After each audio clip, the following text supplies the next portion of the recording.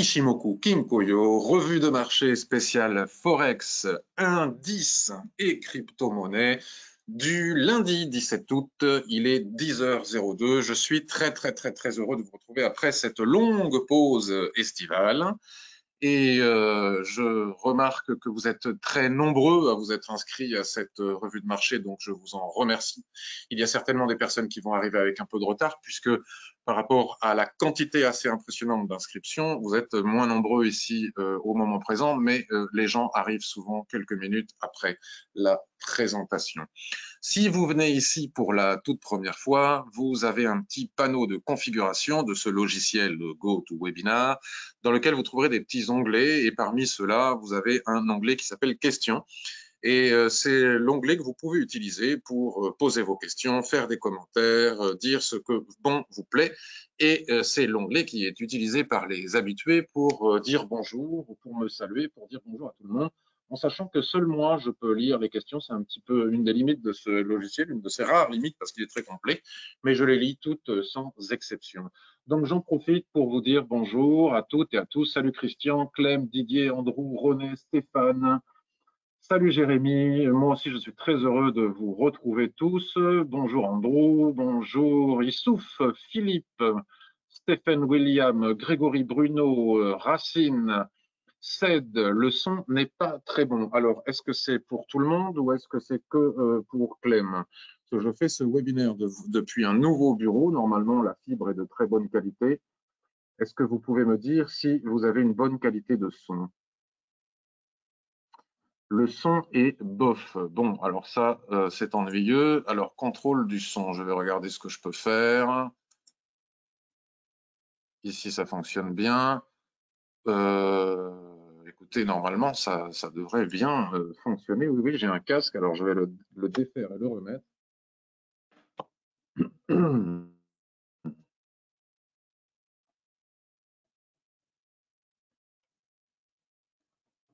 Est-ce que maintenant, c'est mieux pour le son?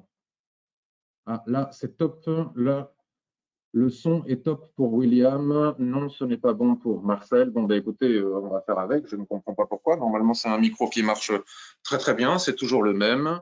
Ben, ça dépend des personnes. Vous voyez, il y a des personnes qui me disent le son est très bon, d'autres personnes qui me disent le son est moyen. Écoutez, on va devoir faire avec parce que je n'ai pas d'autres micro-casques et vous êtes nombreux à me dire que ça fonctionne bien. Salut Roberto, là le son est bon, tout le monde me dit 5 sur 5. Bon, ben écoutez, tant mieux. Peut-être que je ne parlais pas suffisamment fort, donc là je parle plus fort, ça devrait mieux fonctionner. Alors, je vais basculer. Alors oui, il ne faut pas que j'oublie de vous montrer. Alors, je n'ai plus de contrôle sur ma souris maintenant. Bon, ben, la reprise est complexe. Je n'ai plus le contrôle de ma souris. Ça, c'est pas mal, ça aussi. Bon, écoutez, je ne comprends pas ce qui se passe. Je n'ai plus le contrôle sur ma souris. Heureusement. Alors, ce que je vais faire, c'est que je vais quitter l'enregistrement pour les personnes qui vont le regarder ensuite en direct sur YouTube pour pas qu'elles subissent. Voilà, j'ai retrouvé le contrôle de la souris, donc je reclique sur l'enregistrement. Normalement, je dois vous montrer le panneau d'avertissement sur les risques. Comme je n'arrive pas à contrôler la souris comme je souhaiterais le faire, je vous indique de vive voix que le trading, l'investissement, que ce soit action, forex, crypto-monnaie, tout ce que vous voulez, comporte des risques élevés, qu'il ne faut pas trader avec un capital dont on a besoin pour vivre, qu'il faut apprendre à le faire, qu'il faut respecter un money management strict pour essayer de ne pas perdre d'argent et être très prudent avec tout ce qui est levier dans le cadre d'un money management strict pour éviter les risques importants de perte, même de perte de capital que comporte le trading. Alors, Jérémy nous demande, j'ai oublié de te demander au préalable, mais si tu as le temps, pourrais-tu analyser l'euro-yen en swing? J'ai remarqué une opportunité d'entrée long, mais il y a un surachat en journalier. J'aimerais ton avis. Ok, très bien. Donc, on va faire cela. Donc, je vous indique aussi qu'aujourd'hui, pour la première fois, je vais accueillir dans notre revue de marché un invité prestigieux. Il s'agit d'Anthony, dont le pseudo est ABFX, que vous retrouvez très souvent sur notre forum Ishimoku et sur Twitter, qui est un expert de l'Ishimoku Kinkoyo et que je vais inviter aujourd'hui pour vous proposer une analyse de l'euro USD. Donc c'est une petite nouveauté. Nous avons aujourd'hui un invité qui en live depuis mes écrans va vous proposer une analyse de l'euro USD. Donc je vais commencer. Alors je ne peux pas cliquer sur les actifs, j'ai un gros problème avec ma souris les amis. Donc je ne sais pas comment je vais faire cette revue de marché puisque je n'arrive pas à retrouver le contrôle de ma souris.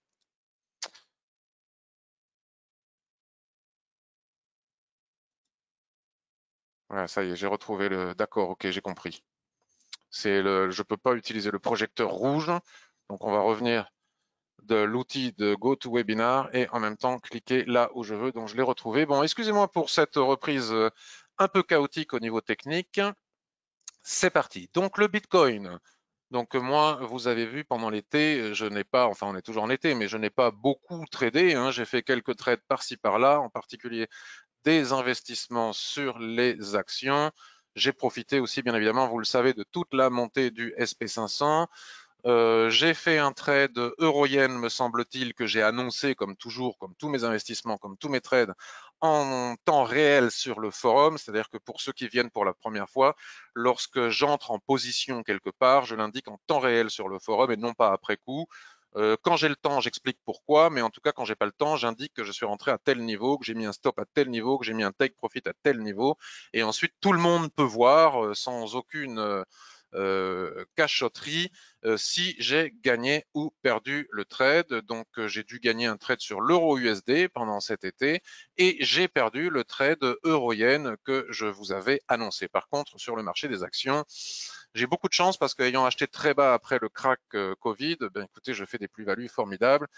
Et c'est le cas aussi sur le SP500, donc on en parlera après. Le Bitcoin et les crypto-monnaies que je ne traite pas, mais que vous êtes nombreux à analyser et à trader, là, je suis sur un graphique journalier. Donc, si on regarde le graphique journalier, on peut voir que nous avons toujours nos plus hauts ici aux alentours des 13 000 euros. Enfin, si on tient compte des mèches, on va encore plus haut.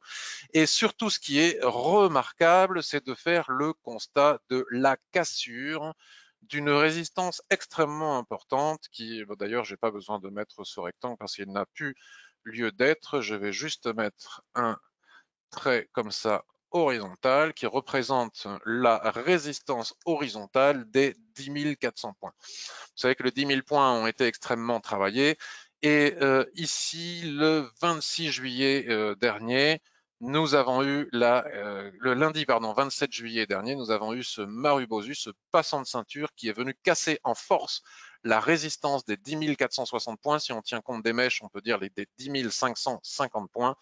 Et depuis, cette nouvelle tendance haussière est en place et n'est pas remise en question.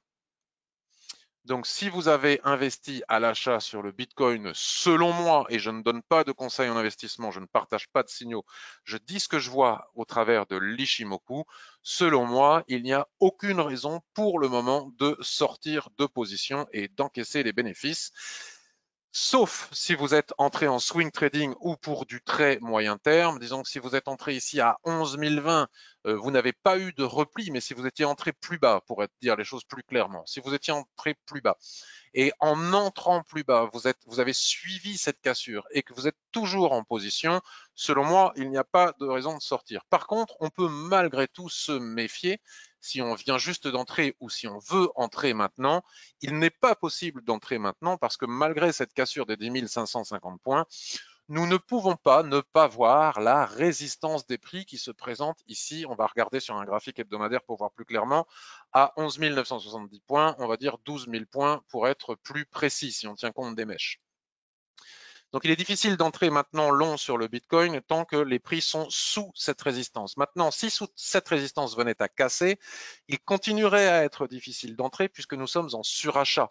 Étant donné que la Tenkan s'est éloignée considérablement de la Kijun-sen et que cet espace englobe tout le nuage que nous avons à droite du graphique, cela est une représentation du surachat des prix. il serait compliqué de rentrer. Maintenant, je ne serais pas étonné malgré tout que les prix reviennent chercher à terme les 13 000 points qui sont les plus hauts historiques si on tient compte des niveaux de clôture et non pas des mèches. Maintenant, ce n'est pas parce que les 13 000 points sont en ligne de mire qu'il est facile d'entrer en position. C'est toute la différence entre l'analyse, entre le travail de l'analyste et du trader. L'analyste peut dire facilement, voilà, les prix ont vocation à aller chercher les derniers plus hauts à 13 000 points. Maintenant, ce n'est pas pour ça que le trader, lui, peut rentrer parce qu'il ne faut pas rentrer en surachat. L'idéal serait, selon moi, si on n'est pas encore en position sur le Bitcoin, d'attendre un repli à minima sur la Kijun-sen, voire la SSB qui se trouve ici. Ces deux lignes de l'Ishimoku qui s'entrelacent avec la ligne de tendance que nous pouvons commencer à dessiner ici et qui nous offrirait un troisième point de contact pour venir confirmer cette ligne de tendance d'un point de vue purement chartiste.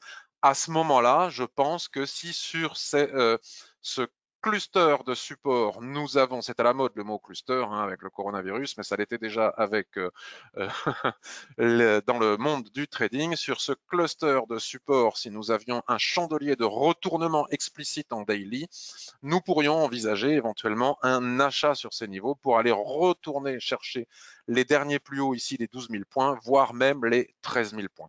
Là, maintenant, rentrer maintenant, c'est un peu compliqué étant donné le surachat et les prix confrontés à la résistance. Maintenant, si vous êtes entré plus bas, il n'y a aucune raison de sortir, sauf si vous n'acceptez pas de supporter l'éventuelle correction, l'éventuel repli qui devrait normalement ramener les prix sur les niveaux des 10 550 points qui ont été cassés, qui sont à la fois un support horizontal et un support oblique avant d'aller chercher les 13 000 points.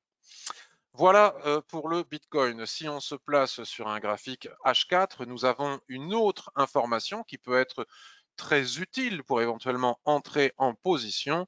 Une information qui nous est délivrée par le nuage de l'Ishimoku, qui contrairement au graphique journalier que nous venons d'observer, ici nous avons le nuage qui est tout à fait placé à l'horizontale et nous savons que lorsque le nuage est placé à l'horizontale avec une succession de twists tels que nous l'observons ici sur le graphique, cela veut dire que les prix sont soit en range ou soit qu'ils vont probablement rentrer en période de range.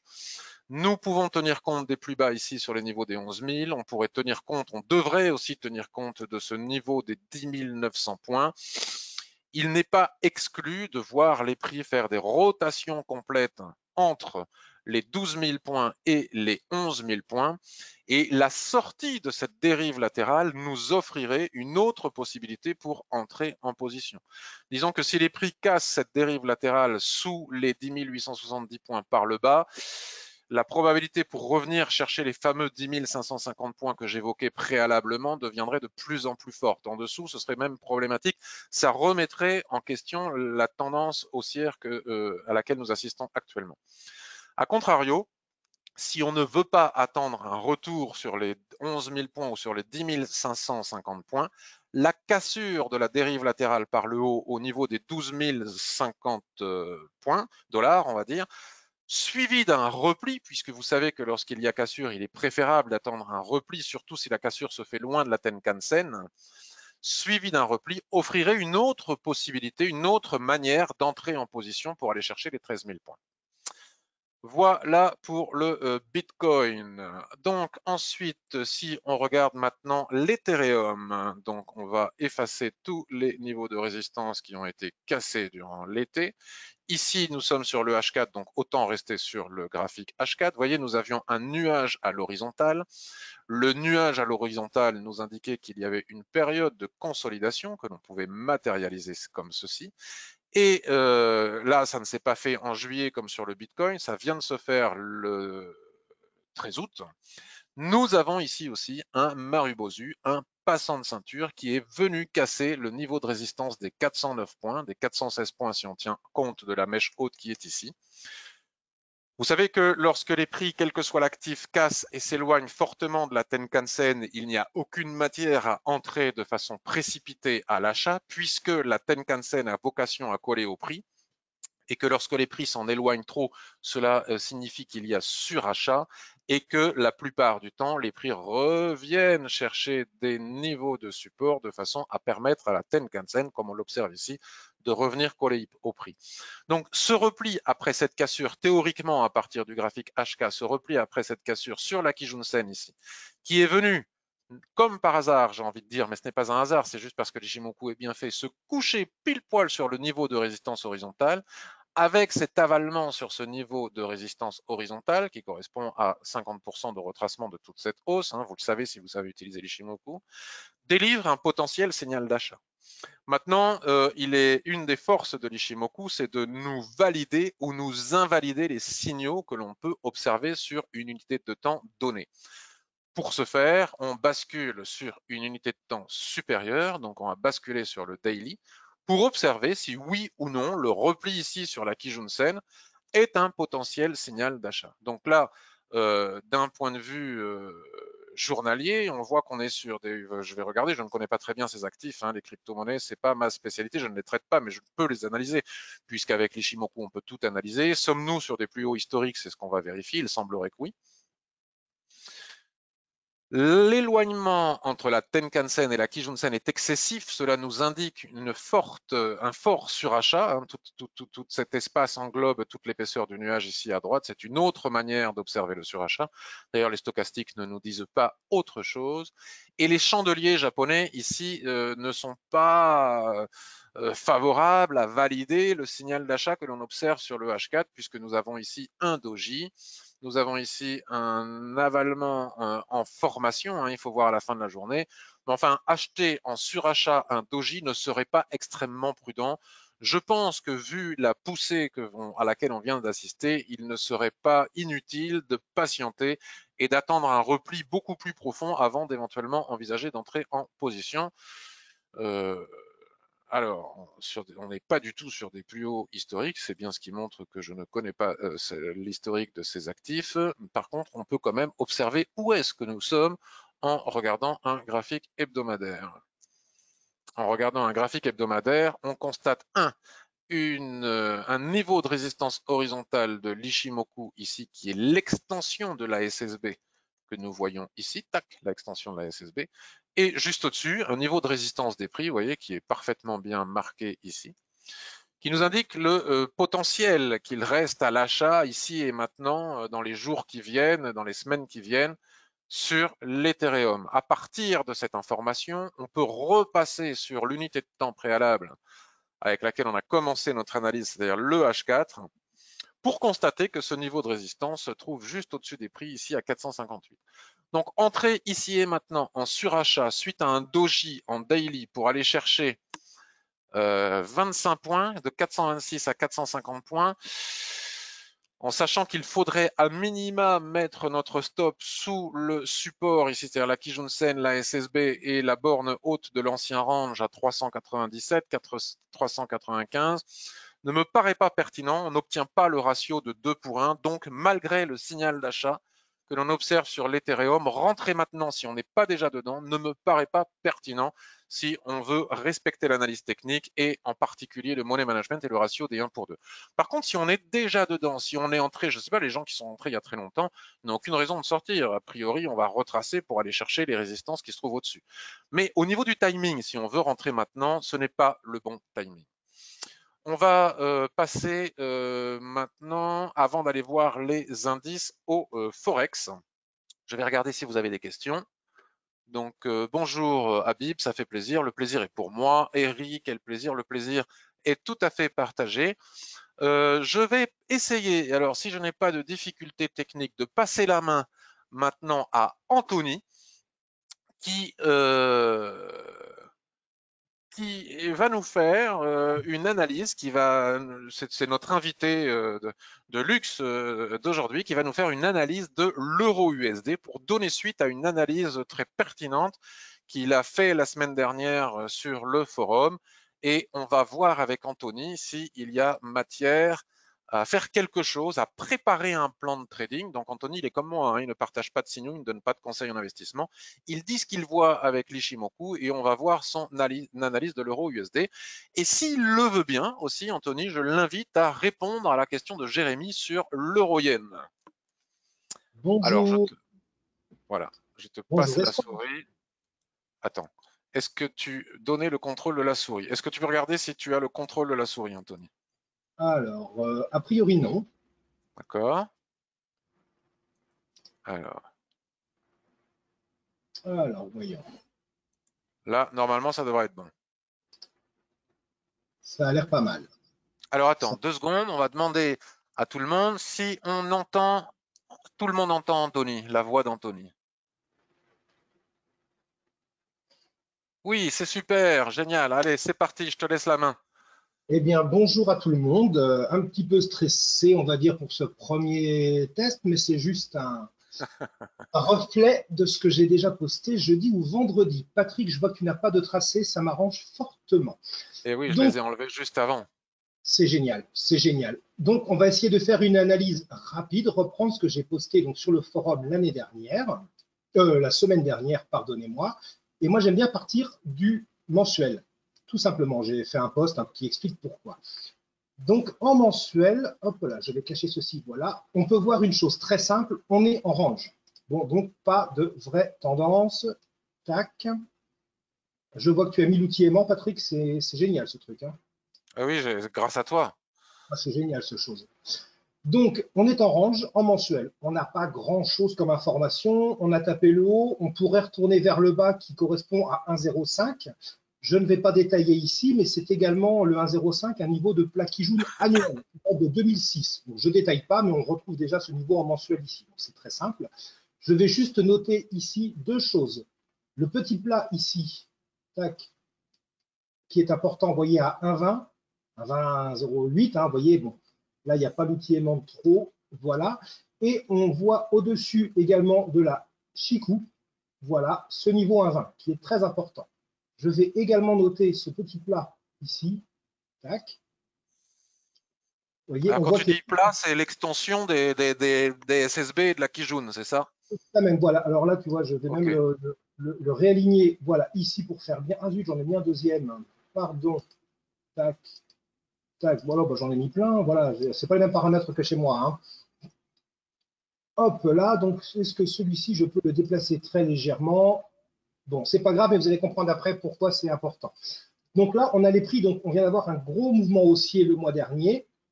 On se retrouve dans la zone d'équilibre d'un range à peu près, vous voyez, qui peut se situer entre ce niveau et ce niveau, voilà, qu'on peut voir. Donc, incertitude totale, même si, attention, grosse hausse. Si je Ok. descends en hebdomadaire, qu'est-ce que je vois? Eh bien, je vois un énorme surachat. Je vois un surachat énorme avec ce doji qui a eu lieu la semaine dernière, la semaine précédente. Ça, c'est un beau signal de vente en surachat. Ça n'incite surtout pas à acheter.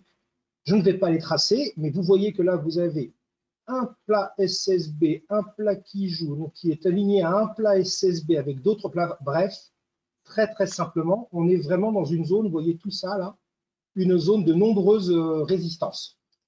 Du coup, surachat, zone de résistance, pardon, ça devient compliqué de se dire on achète, surtout suite à ce doji. La semaine dernière, on a eu une bougie haussière, mais qui ne vient pas du tout remettre en cause le doji. Donc, moi, je reste dans cette idée pour le moment de ne pas acheter sur l'hebdomadaire. Est-ce que ça veut dire vendre? Pas encore. Pas encore, quoique on aurait un signal qui pourrait le faire. Mais on va chercher, dans ce cas-là, une belle entrée.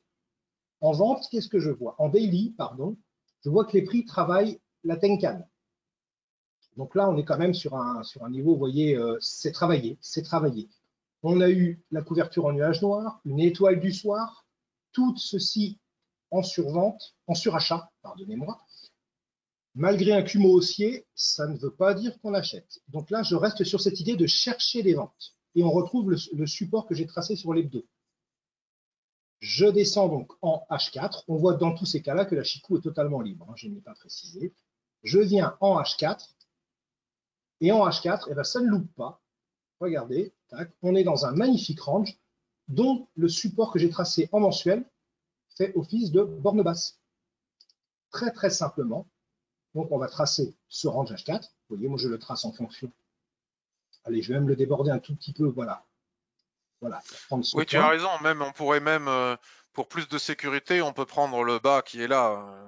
Oui, voilà, on est dans cette zone, tac, alors est-ce que je peux Enfin, reprendre? voilà, à quelques points près, on y est, quoi. On y est, voilà, on ne va pas s'embêter pour compliquer pour le moment.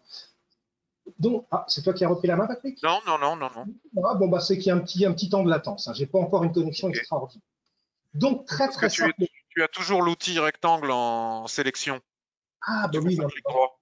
Voilà, tac, ça y est. voilà, je ne l'ai plus. Voilà. Donc, pour revenir un petit peu, on est donc dans cette période où on avait, rappelez-vous, ici, c'était l'étoile du soir, daily.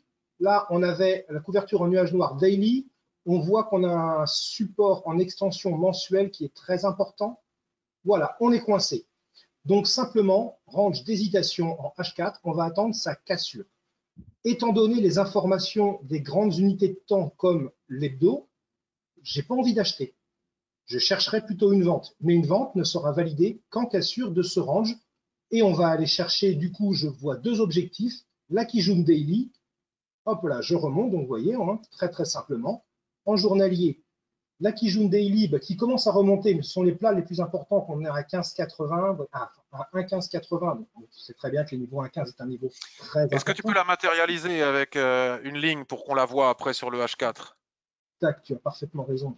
Tac, voilà. Est-ce qu'il me la prend là? Voilà. Et on voit, alors vous voyez, je vais même aussi matérialiser cette mèche qui était quasiment à 1,15, vous voyez, mais qui est important parce que ce n'est pas négligeable du tout, hein. Rappelez-vous qu'une pointe de mèche sur un doji ou sur un chandelier bien représentatif est un niveau de support résistance à ne pas négliger. Et on est autour de la zone des 1,15. Donc, on pourrait envisager, en cas de cassure, un retour sur cette zone. Éventuellement, bon, après, attention, élection et tout ce qui s'ensuit, bien évidemment, on pourrait envisager, vous voyez, on revient sur la Tenkan hebdo, donc qui pourrait être un bon support. On est toujours dans cette zone entre 1,15 et 1 quelques. Si ça casse, eh ben, il n'y a aucune raison qu'on ne vienne pas chercher la Kijun ou en tout cas, ici, le 1,1370 qui est la borne de l'ancien range, hop là, que je peux tracer. Hop là, voilà, tac. Voilà l'ancien range hebdo, ici. Donc là, on a nos trois objectifs. Hop là.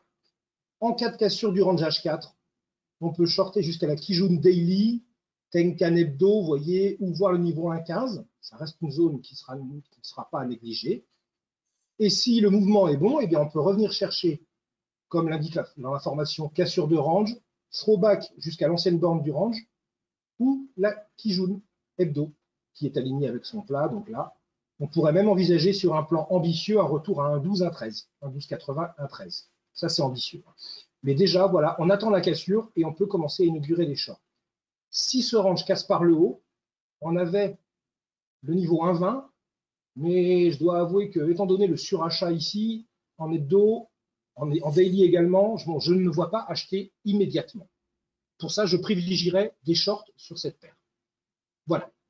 Super, on peut revenir sur le H4 quelques secondes pour voir ce que On ça revient donne. au H4 pour voir, bien sûr, hein, hop là, comme il y a un petit temps de latence, je n'ose pas trop voilà, naviguer, mais on voit bien que là, vous voyez, on attendait la cassure On la a semaine dernière. tous nos niveaux et voir le niveau des 1,20 au-dessus aussi.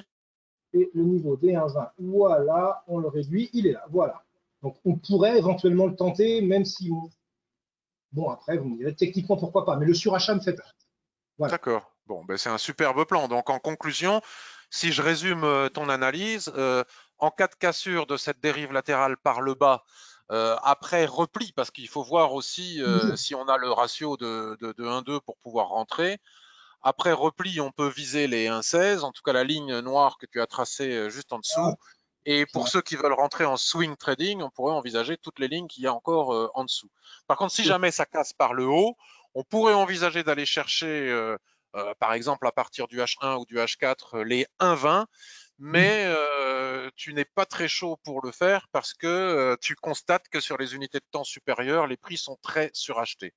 très très suracheté. Donc là, j'avoue que je suis assez contrarien dans ma vision et j'ai toujours tendance à trader dans le sens d'un retour vers l'équilibre, vers l'équilibre. Mais Ok. techniquement parlant, en H4, ce serait serré, mais cassure, Mhm. throwback, on peut D'accord. ça peut se tenter, hein. Ok. Effectivement, Bah, je le écoute, précise. Oui, pardon, Anthony, Patrick. c'est super clair. C'est une superbe analyse. Je Et bien, juste précise. puisque tant que tu y es, est-ce que tu peux nous faire l'eurodienne? Ouais, parce que j'ai jeté un coup d'œil très rapidement et elle est très très Alors, intéressante. je te rappelle la question de Jérémy. Oui, je Je me te souviens. rappelle la question de Jérémy. Alors, si tu as le temps, alors c'est bon, on a le temps. Est-ce que tu pourrais analyser l'euro-yen en swing trading? J'ai repéré une opportunité d'entrée long, mais il y a un surachat en journalier. En journalier, j'aimerais ton avis.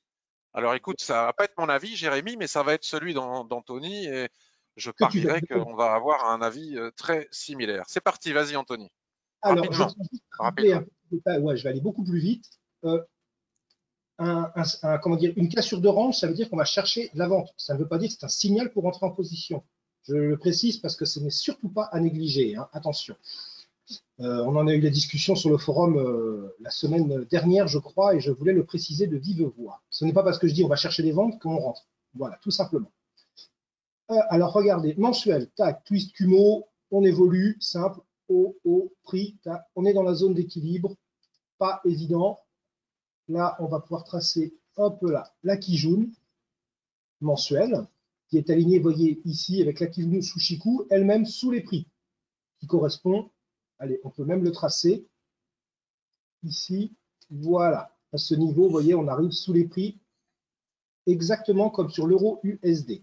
Je détaille parce que ce n'est pas, hop là, pardon, ce n'est pas du swing de plusieurs semaines ou mois que l'on recherche. On arrive quoi? On arrive. Ah, Alors, zut, tu as toujours la ligne, il faut que tu fasses clic droit si tu veux enlever ta ligne. je vais juste m'habituer. Voilà, il y a un petit temps de latence, hein, c'est normal. Ok, En hebdo, alors, on avait observé une figure similaire avec un complètement invalidé, mais on reste en surachat. On a l'ancien tracé du range ici, que Patrick avait fait, et on remarque que le support, la résistance mensuelle correspond parfaitement à ce plat SSB. Et vous voyez, c'est une zone qui a fait travailler les prix. Donc, acheter en surachat sous une résistance, déjà, on va se dire non, pas trop. Après, on tout à recherche une fait. entrée sur une Alors, journée est-ce ou que je peux deux. me permettre de rester sur le graphique hebdomadaire et de reprendre la souris quelques instants? Je lâche, je te laisse la main, Patrick. Parce que ce que je voudrais montrer pour aller complètement dans ton sens, c'est-à-dire que ici tu as tracé la résistance sur le mensuel, tu nous as montré comment. Tu nous indiques qu'elle correspond aussi à une résistance qui est l'extension du plat SSB qui est ici. Et si on tient compte du nuage du plat SSB qui se met ici à plat, on pourrait même aller jusqu'à pousser le bouchon, jusqu'à montrer quelque chose qui ressemblerait à ça. Ouais, j'avais pas voulu le faire, mais oui, oui, c'est une zone de toute Et façon donc, qui. se dire qu'on est à la fois sous la résistance des 126,60 ici, et éventuellement on peut aller à 127,22, mais c'est très risqué d'y aller maintenant. Si on est déjà dedans, on peut tenter, si jamais, on peut le tenter, on pourrait prendre les bénéfices aussi maintenant, mais enfin, si on n'est pas dedans, comme tu dis, rentrer sous ce cluster de résistance juste maintenant en intraday me paraît très risqué. Je te laisse continuer. On est totalement d'accord là-dessus. Et vous voyez, on a même ici un ancien plat SSB ici, vous voyez, qui est travaillé. Donc bref, comme tu viens de le dire, cluster de résistance. Donc on n'entre pas long sous une résistance. En journalier, hop là, on regarde rapidement. Qu'est-ce qu'on a? Eh ben, en journalier, regardez, pile poil la zone de résistance. On a du surachat, on a eu l'échec ici et on a eu un pendu. Un pendu n'est pas un chandelier suffisant pour rentrer à la vente, mais ça veut surtout dire attention, on n'achète pas, on hésite, tout simplement. Et on a aujourd'hui, bon, ce n'est pas du tout représentatif parce qu'on est début de journée, début de semaine, ça part dans le rouge, mais donc ça, on ne va pas en tenir compte. Mais pour le moment, je ne vois pas comment acheter alors qu'on est quand même en surachat, sous résistance, avec un pendu vendredi. Là, rien ne me dit d'acheter. Rien, Ok. absolument rien ne me dit d'acheter. Hop là, et je vais terminer en H4 puisque c'est l'entrée. Et tu dis que tu as une opportunité d'achat. Bah, moi, je ne la vois pas très simplement parce qu'actuellement, je vois peut-être que tu as eu ceci, qui t'a dit tiens, on peut acheter. Oui et non, parce qu'on a quand même le retour sur la Kijun qui est en cours, qui correspond à ce plat ici. Donc j'ai envie de te dire que, alors super intéressant ce niveau. Regarde, si on le trace là, ce plat, peut-être plus celui-ci, non, c'est bien celui-ci, pardon. Tac, voilà. Regarde, ce niveau est extrêmement intéressant parce que c'est un niveau de plat qui joue, de plat SSB futur et également un niveau des prix. Donc déjà, on sait qu'on a un niveau ici qui est à 125,52 à peu près, qui va être un niveau de support très important. On est loin d'Akijun pour faire très simple. On est loin d'Akijun, on est sous résistance, en surachat sur des unités de temps supérieures, avec des signaux qui nous disent attention, possibilité de retournement baissier, je ne vois pas, même un signal H4 pour moi ne pourra pas invalider un signal daily ou hebdo. On attend, on cherche une vente. Ok. Eh bien, écoute, super, Anthony. Merci beaucoup pour ces deux excellentes analyses sur l'euro USD et sur l'euro yen. Et donc, si tu me le permets, je vais reprendre la main. Je lâche tout et je coupe le micro. Merci, c'était génial. Vraiment, merci beaucoup. On a beaucoup de chance d'avoir eu ces analyses d'Anthony. J'espère que ça vous a plu. Euh, J'ai tout compris à l'analyse d'Anthony et je suis d'accord, nous dit Henri. Non, non, l'écran n'est pas figé normalement, Yann, ça doit bouger. Bon, après, c'est la première fois qu'on fait ça, donc je ne sais pas trop comment ça fonctionne techniquement, mais en tout cas, j'adhère complètement. Et donc, je me demandais, suite à l'analyse que vient de faire Anthony sur l'euro-yen, si on ne pourrait pas pousser le bouchon. Je ne le recommande pas, hein, forcément, de rentrer en position contre tendance. Mais par exemple, vous voyez, pour les traders intraday, on peut tenir compte des informations que nous a données Anthony. Ici, nous avons la Kijun H4, là où je fais des ronds hein, sur les 125,53. Et si on regarde le graphique 15 minutes, on peut tracer comme ça une dérive latérale avec le plus haut ici, le plus bas ici, et s'interroger sur la possibilité en cas de cassure ici des 125,80, 125,70. Si ça casse, si les prix ne cassent pas trop loin de la Tenkan-sen, qu'il nous offre un repli revenant chercher soit la borne basse ici du range, soit la Kijun qui est juste au-dessus, et suite qui va se placer juste au-dessus, et suite à des chandeliers de retournement sur cette zone, même envisager de vendre en intraday pour aller chercher les 125,50. Voilà, alors Didier nous dit qu'il y avait un décalage, un léger décalage entre le son et l'image. Bon voilà, ça c'est les aléas de l'Internet des uns et des autres, et notamment peut-être de la connexion Internet chez Anthony. Donc pour Euro USD, c'est très clair. Pour Euro Yen, c'est clair aussi. Alors je reviens quelques instants sur l'Euro USD pour dire que je suis totalement d'accord avec l'analyse qui a été faite par Anthony et je ne vais pas revenir dessus. Mais je me demande même si, en cas de retour, vous voyez, puisque les prix pour le moment font un range comme ça entre les bornes qui nous ont été signifiées par Anthony, et on voit bien qu'ici, suite au chandelier de retournement ici en haut, suite au chandelier de retournement ici en bas, regardez l'avalement ici, nous avons des chandeliers de retournement. À chaque fois que nous avons chandelier de retournement sur les bornes du range, pour le moment, ça tient dans le range.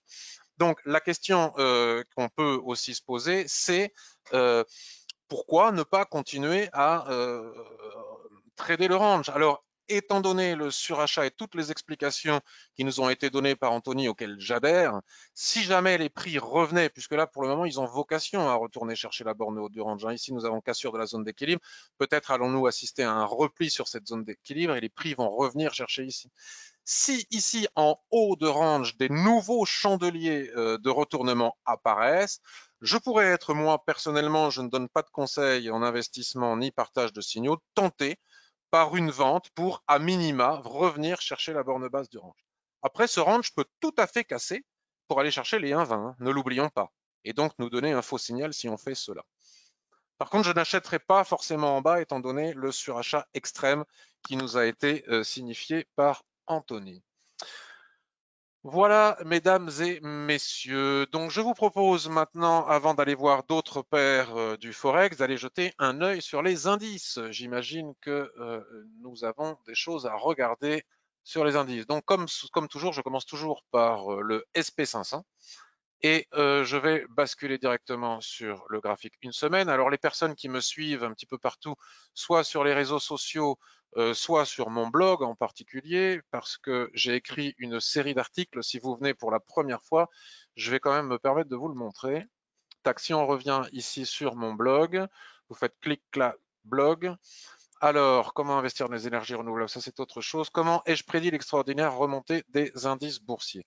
Puisque depuis le mois de mars, depuis le 26 mars exactement, j'indique étape par étape comment et pourquoi je pense que les prix vont remonter et aller retracer de 100%. Alors, quand on était tout en bas ici au 26 mars, je n'ai pas dit que les prix allaient retracer de 100%, mais étape après étape, j'ai indiqué pourquoi, selon moi, les probabilités étaient de plus en plus importantes pour aller rechercher le retracement de 100%.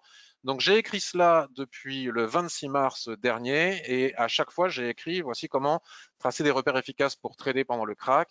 Et vous avez tous les épisodes de la série sur lesquels vous pouvez cliquer ici pour apprendre et comprendre pourquoi. Non, je n'ai pas de boule de cristal et je ne sais pas lire dans le mar à café. Par contre, grâce à l'analyse technique et en particulier à l'Ishimoku associé ici avec les chandeliers japonais de retournement et les retracements de Fibonacci, j'ai pu établir au fur et à mesure une forte probabilité pour que les prix retracent de 100%. Donc, c'est exactement ce qui s'est passé. Donc, les prix ont désormais sur le SP500, je suis sur le futur, retracé de 100% toute la baisse suite au crack lié au Covid. Donc les étapes importantes, c'était le niveau de 50%, puis passer le niveau des 62%. J'ai expliqué qu'en analyse technique, lorsque l'on casse le niveau des 62%, en général, c'est pour revenir dans la tendance préalable, etc., etc. Je vous laisse redécouvrir tout ça sur le blog, là où je viens de vous le montrer. Maintenant, la question est de savoir, et maintenant? Donc, et maintenant, je constate, alors ça, c'est une petite boutade, c'est une petite blagounette que je vais faire, que certains analystes que l'on voit sur les réseaux sociaux qui n'ont pas cessé de nous annoncer la fin du monde et comme quoi ça allait casser, qu'il fallait surtout pas acheter des actions et que c'était pas le moment, qu'il fallait attendre beaucoup plus bas pour investir après ce crack, etc. Et qui n'ont pas cessé de vendre, de vendre, de vendre ou d'inciter à vendre ou de dire en tout cas qu'il ne fallait surtout pas acheter, commence à envisager des achats. Donc je me dis que si ce genre d'analyste commence à envisager des achats, peut-être allons-nous, puisqu'ils étaient vendeurs pendant toute la remontée, maintenant qu'on a remonté qu'ils commencent à acheter, peut-être allons-nous pouvoir aussi utiliser cette indication pour envisager un retracement. Bon, voilà, ça c'est une petite boutade comme ça. Là, ici et maintenant, les indices, le SP500 étant le maître étalon un petit peu de tous les indices, c'est compliqué de faire des prévisions parce que autant c'était facile entre chaque niveau de Fibonacci, hein, j'ai expliqué pourquoi. À chaque fois qu'on se repliait sur un niveau de Fibonacci, on allait chercher le suivant, etc., etc. Enfin, je l'ai expliqué en long, en large et en travers. Maintenant qu'on a atteint le niveau des 100%, là, pour le coup, il faudrait réellement que je sache lire à travers une boule de cristal pour dire si on va casser ce niveau de 100% ou si au contraire on va retracer. Est-ce qu'on va retracer sur des niveaux de Fibonacci pour repartir casser plus fort en haut, ou au contraire est-ce qu'on va repartir chercher les 50%, ou est-ce qu'au contraire il va y avoir une deuxième vague de Covid, etc., et qu'on va retracer à nouveau de 100% à l'intérieur d'un round. Alors là par contre ça devient beaucoup plus compliqué que de l'envisager. Pour pouvoir envisager une suite, il faut avoir un mouvement des prix. Il faut que les prix nous donnent une indication. Pour le moment, ils ne veulent pas en donner. C'est-à-dire que les prix stagnent maintenant depuis 2 semaines sous le niveau de retracement de 100%. Tant qu'ils ne le cassent pas par le haut, on ne peut pas dire qu'il va y avoir une poursuite de la hausse. Tant qu'ils ne retracent pas, on ne peut pas non plus s'appuyer sur un niveau véritablement important pour pouvoir envisager de trader soit à nouveau à la baisse entre les niveaux de retracement de Fibonacci ou au contraire s'appuyer sur un niveau de Fibonacci important pour repartir chercher des achats, en sachant que le niveau des 88,60 est un niveau intermédiaire mais qu'il n'a pas une importance cruciale. Donc je dirais que on en a beaucoup profité. Moi, ça m'a permis d'acheter vraiment à des niveaux super intéressants et en intraday et en swing trading le SP500 comme vous le savez, notamment avec des ETF sur mon portefeuille actions. J'ai acheté aussi pas mal d'actions pendant le crack et j'en suis ravi, je fais d'excellentes plus-values. Maintenant, je ne vais pas en acheter sous ces niveaux. À minima, il faudrait que les prix reviennent chercher les 78,6 ici. Et là, on observe ce que font les chandeliers de retournement, les chandeliers japonais, s'ils dessinent des chandeliers de retournement, pour savoir si on vend pour aller chercher le niveau suivant ou si on achète pour repartir à la conquête des 100%, voire la cassure, ou bien que les prix cassent par le haut et se replient ensuite pour pouvoir envisager à nouveau des achats. En plus, j'ajouterais, comme nous l'a parfaitement bien indiqué Anthony, que les prix sont considérablement surachetés. Ils sont surachetés au niveau des stochastiques depuis longtemps. Là, on n'a pas cessé de monter. Il faudrait peut-être pas pousser mémé dans les orties. Je ne serais pas étonné que nous assistions à un retracement important avant de casser. Maintenant, il semblerait que ces indices ne veuillent jamais baisser. Donc, je ne serais pas non plus beaucoup plus étonné de les voir casser par le haut. Mais je n'ai pas de plan de trading. C'est-à-dire que là, maintenant, je suis en attente. J'ai parfaitement bien profité de la montée. Là, ici, il faut savoir attendre. Si on bascule sur un graphique journalier, pour en savoir un petit peu plus, on peut observer la tendance qui s'est mise en place ici. Après, on va regarder sur le mensuel, parce que ce que nous dit Anthony est aussi très important, d'aller regarder sur les unités de temps supérieures pour avoir une vision globale importante.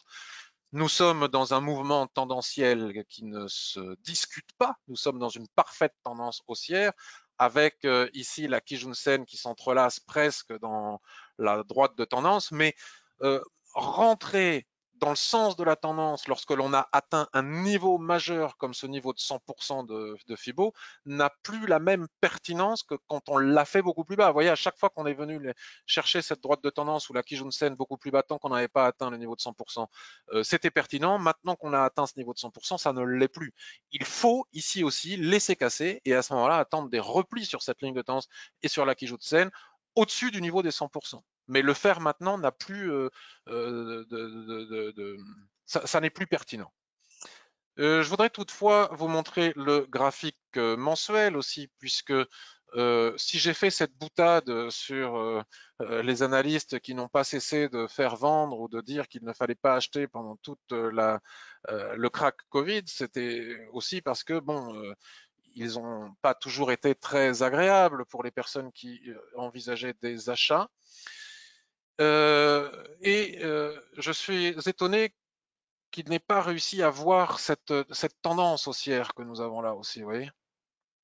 Bon, nous avons une forte tendance haussière, d'accord. Nous avons une forte tendance, nous avons une magnifique ligne de tendance haussière qui soutient parfaitement bien les prix en mensuel et qui n'a jamais été contestée non plus. Donc il n'y avait pas de raison d'envisager le pire d'un point de vue purement technique, si on tient compte des points de contact. Regardez, là, ça c'est la crise Covid, on est venu atteindre un plus bas ici. Cette mèche était particulièrement significative. Donc maintenant, ça ne sert à rien de revenir sur le passé. Mais enfin, on est désormais quand même très haut. Le surachat, on a 1, 2, on est sur du mensuel, c'est juste impressionnant. On a, depuis la crise du Covid, on a 1, 2, 3, 4, 5 mois consécutifs de hausse sans respiration. Je serais quand même super étonné que ça continue sans un fort retracement. Donc, je ne m'amuserai pas à faire des achats maintenant. C'est pas pour autant qu'il faut vendre. Hein. Tant qu'on n'a pas de signaux de vente, on n'a pas de signaux de vente. Et nous n'avons pas de signaux de vente. Si on regarde le graphique journalier, puisqu'il y a fatalement des gens sur ces niveaux qui vont tenter de vendre, et on peut tout à fait les comprendre. Ils ont probablement tenté de vendre ici le 11 août dernier, mardi dernier. Et là, ils sont en difficulté. Nous avons des dojis, nous avons des chandeliers d'hésitation, comme on en avait eu juste avant la crise. Maintenant, ça s'entend, ça se comprend. Je comprends parfaitement qu'il y ait des gens qui tentent de vendre ces niveaux, étant donné le niveau de résistance majeur que l'on a atteint ici. À minima, pour revenir chercher la Kijun-sen, qui est venue se coucher, soit dit en passant, sur le niveau des 88,60. Pourquoi pas? Mais moi, je ne le ferai pas. Moi, je vais rester à l'écart. Je vais plutôt regarder pour mon intraday, pour mon swing trading, je vais plutôt regarder du côté du forex ou voilà du forex plutôt que des indices ici et maintenant. Une fois qu'on a fait l'analyse du SP500, je vais aller voir vos questions après. On a plus ou moins fait l'analyse des autres indices qui suivent le SP500. Par exemple, si on va regarder le Dow Jones, il est à la bourre par rapport au même tracé des Fibos. Hein. Regardez, si je me place en hebdomadaire, tac, je me place en hebdo, j'ai tracé mes Fibos, j'ai bien ma Kijun-sen qui représente le niveau de 50%, avec ma SSB qui est restée plate. Dans l'absolu, on pourrait imaginer que ça devienne un range. Je ne le crois pas, mais pourquoi pas. Les autres indices, comme je le disais, sont à la bourse, sont un peu en retard sur le SP500. Le Dow Jones a atteint le niveau qui n'est pas un niveau majeur, mais qui est néanmoins un niveau très observé de 88,60, qui est aussi un niveau de résistance des prix. Si le SP500 dépasse son niveau de 100%, comme on vient de l'observer juste dans l'analyse précédente, à ce moment-là, le Dow Jones va suivre et ira chercher lui aussi le niveau de 100% de retracement. Pour le moment, on est sous résistance. Si le SP500 retrace sous son niveau de 5% qu'on vient d'observer préalablement, alors probablement aurons-nous un signal de vente swing trading intraday court terme pour revenir tester le niveau de 78,60% de Fibonacci. Donc cela veut dire qu'à long terme, je n'ai pas de vision, mais à plus court terme, je pense qu'il est tout à fait pertinent de continuer, en fonction de ce que va faire le SP500 sous sa résistance, de continuer à trader entre les niveaux de Fibonacci. Ça, on va pouvoir continuer de le faire. C'est tout à fait différent que d'avoir une vision de plus long terme. Si j'observe maintenant le DAX, alors il est où? Donc moi, je vais rester à l'écart des indices. Alors pourquoi pas en intraday ou à très court terme? Mais là, je ne fais pas une analyse de très court terme. Pendant des semaines et des semaines, j'ai fait des analyses de moyen terme en expliquant pourquoi il était possible de trader entre les niveaux de Fibo sur les indices. Donc je continue dans cette démarche. Après, c'est pas pour ça qu'on n'a pas des signaux en M15, en RH1, mais c'est tout à fait autre chose. Je fais un petit peu le ménage. Et ce qu'il est observable sur le SP500 et le Dow Jones l'est aussi sur le DAX, c'est-à-dire que nous avons le plus haut avant Covid, le plus bas après Covid, le niveau de 50% de retracement. Et comme vous pouvez l'observer, regardez, les niveaux de Fibonacci sont parfaitement bien respectés. Repli, on casse un niveau, on revient sur le suivant, on va chercher le suivant. On va chercher un niveau, on revient sur le précédent, on repart sur le suivant. Donc là, lui, le DAX, il est un petit peu au milieu de nulle part entre le niveau de 78,6 et le niveau de 88,60. Et encore une fois, c'est le SP500 qui va donner le ton. Il peut de temps en temps se passer ici, d'un côté ou de l'autre de l'Atlantique, quelque chose de particulier qui permet à ces indices de se décorréler, mais au niveau du momentum, au niveau du mouvement des prix, non pas en termes de pourcentage, mais en termes de pur mouvement, de dynamique des prix, si le SP500 casse son niveau de 100%, on va voir, comme pour le Dow Jones, ici le DAX aller chercher à minima son niveau de 28 000 points. Si le SP500 se replie fortement sous son niveau de 100%, ce que je crois probable et possible, à ce moment-là, nous verrons très probablement le DAX se replier sur son niveau de 78,60%. Il faut attendre ce signal du SP500 pour trader tous les autres indices. Si je bascule sur du H4, pour vous donner une idée plus précise du trading entre les niveaux de Fibonacci, ben là, je crois que c'est clair comme de l'eau de roche. Regardez, on atteint un niveau de Fibo, on retrace, on casse le niveau de Fibo, regardez, on va chercher au point près ou presque le niveau précédent. Et là, on a une période d'hésitation. Je pense que, alors, je sais, Anthony, peut-être que tu as encore la main sur la souris parce que je vois que ça bouge. Si on bascule sur du H1, on voit déjà qu'il n'y a pas beaucoup de volatilité, le nuage est très faible. Et on a d'autres informations. Si et uniquement si le SP500 casse franchement son niveau de 100%, alors nous aurons probablement un signal pour aller chercher le haut du range qui est ici, mais enfin c'est un peu compliqué, et si ça casse, aller chercher quelques points supplémentaires. Si le SP500 démarre un fort retracement, ce qui serait plutôt sain et ce qui serait plutôt normal, on va dire, d'un point de vue purement technique, ben alors à ce moment-là, nous pourrions assister à un fort retracement du DAX pour aller retourner à minima chercher son niveau de 78,6. Et puis on a plein de niveaux intermédiaires pour les traders intraday, on a plein de niveaux intermédiaires, il suffit de les tracer, c'est pas compliqué. Voilà. Soit des niveaux des prix, soit des niveaux de l'Ishimoku.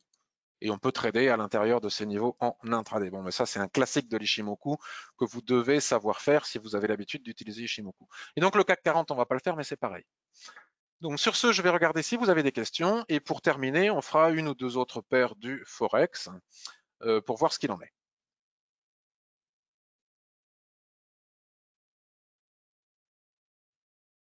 Merci. Alors, tu as plein de remerciements, Anthony, pour tes analyses de tout à l'heure. Et William me dit exactement, il faut faire l'inverse des journalistes. Est-ce que vous avez des commentaires ou des questions? Est-ce que vous êtes toujours là déjà?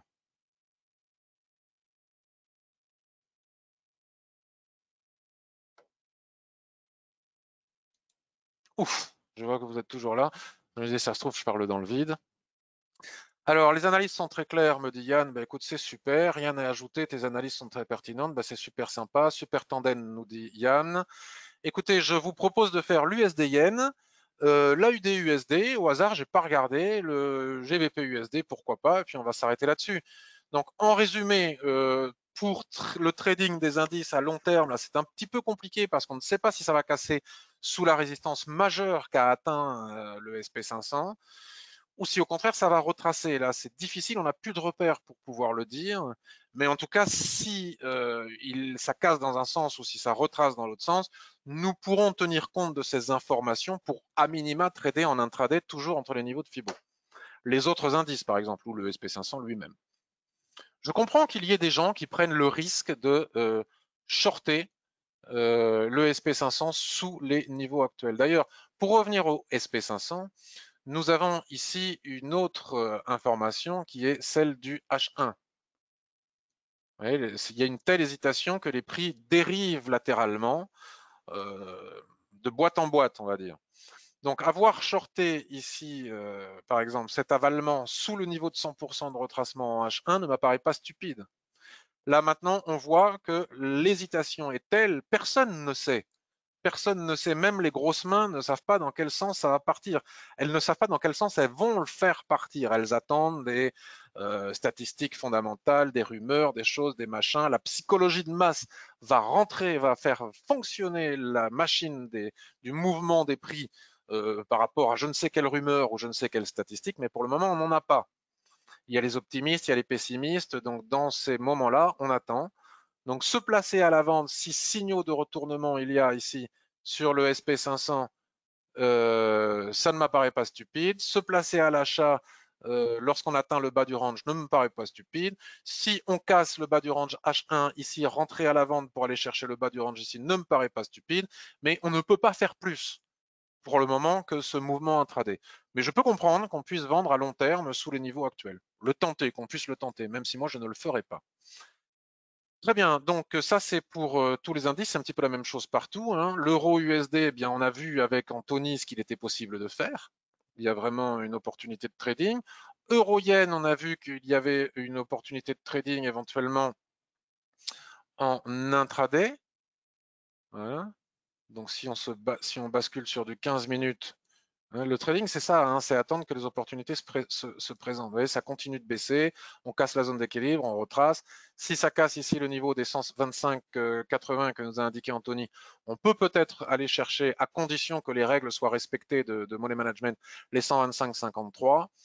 L'euro USD, on a éventuellement un signal d'achat pour aller chercher les 1,20 si le range H4 casse par le haut. On peut trader le range de borne à l'autre avec les chandeliers de retournement. Si ça casse par le bas, on peut aller chercher la Kijun Daily. Si ça casse par le haut, on peut aller chercher les 1,20. Bon, il faut attendre.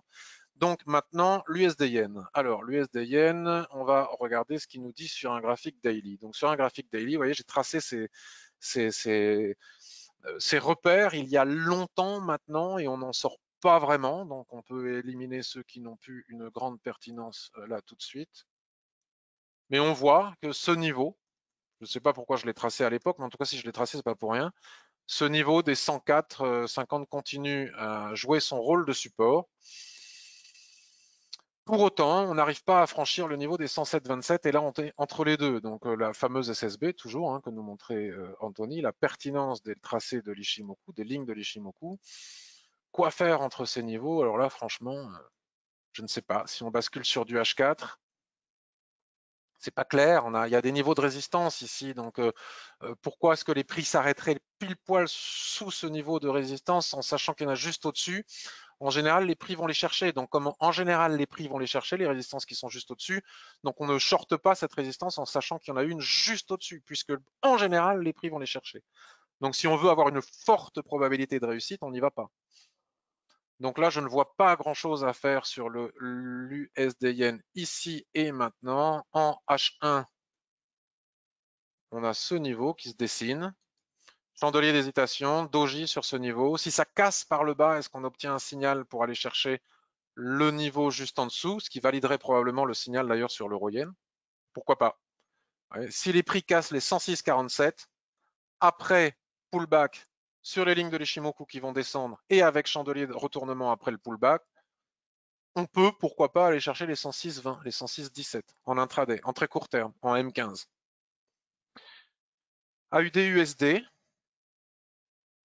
AUD USD, je suis sur le H1 ici. Donc, puisque je suis sur le H1, j'y reste, étant donné que le H1 me donne des informations. Hop. Le H1, bon, il y a des boîtes dans la boîte de la boîte, hein, c'est toujours pareil. Donc, vous avez des boîtes. Le H1 me montre que ce range a été cassé. Et comme je disais préalablement, soit nous avons des résistances ici qui ne permettent pas de rentrer à l'achat suite à cette cassure, soit nous sommes tout simplement en train d'assister à un throwback sur la Kijun-sen pour pouvoir repartir casser à la hausse et aller chercher des objectifs haussiers. Étant donné qu'on n'a pas excessivement d'informations sur les objectifs qu'on pourrait atteindre sur le H1, peut-être qu'on peut aller les chercher sur les unités de temps supérieures. Sur les unités de temps supérieures, hop là, sur les unités de temps supérieures, tac. Des boîtes dans la boîte de la boîte, vous voyez, on casse ici, on se replie. Donc je dirais que, a priori, en étant parti du haut ici, les prix ont vocation à aller chercher le bas. Ils l'ont presque atteint ici. Donc après avoir tapé le bas, ils ont vocation à partir en haut. Donc, si et uniquement si les prix en intraday, en H1, venaient à casser à nouveau, après la cassure du range H1 que je viens de montrer, après l'appui probable proche de la Kijun-sen, si les prix reviennent casser les 0,72, on va dire, peut-être que l'on peut envisager d'acheter pour retourner chercher le haut du range ici à 0,72, 38, 40. Donc encore une fois, on est sur un pur plan de trading intraday de court terme. On ne peut pas envisager mieux que du court terme. Vous voyez, au-dessus des 0,72, nous avons les 0,72. Voilà. À condition, et je ne vais pas aller le faire là maintenant, c'est à vous de le faire, à condition et uniquement si en daily, ce que je ne suis pas allé regarder, weekly, etc., nous n'ayons pas une énorme résistance de l'Ishimoku qui nous empêcherait de valider ce plan de trading. D'ailleurs, ici, regardez, sur le 15 minutes, on peut ici aussi dessiner une dérive latérale qui confirme ce que je suis en train d'envisager. C'est-à-dire que la cassure des 0,72 ouvre probablement la voie au 0,7240. À faire sur du 15 minutes, pas mieux. Et puis, j'avais dit GBP USD. Pour faire les majeurs, hein, comme ça on termine sur une majeure. GBP USD, il est où, il est où, il est où, il est où? GBP USD, je suis sur du 15 minutes, donc j'y reste, puisque j'enseigne dans ma formation que tous les chemins mènent à Rome, et qu'on peut analyser l'Ishimoku pour du swing trading, pour de l'intraday ou pour du très court terme à partir de n'importe quelle unité de temps. Il suffit donc de remonter, d'aller chercher les informations d'une unité à l'autre. Même si je voulais faire du swing trading et non pas de l'intraday, à partir du 15 minutes, je ne vais pas rentrer n'importe où. Je pourrais envisager, tiens, ben là j'ai un super point d'achat au niveau du timing, c'est super pour aller chercher mes 200 pips. Je peux tout à fait le faire à partir du 15 minutes pour affiner mon point d'entrée. Maintenant, si je veux faire de l'intraday, je constate ici encore que nous avons des boîtes dans la boîte de la boîte qui traduisent l'hésitation actuelle que l'on peut observer sur les marchés. Je n'ai pas regardé s'il y avait des statistiques ou des choses en attente. Hein.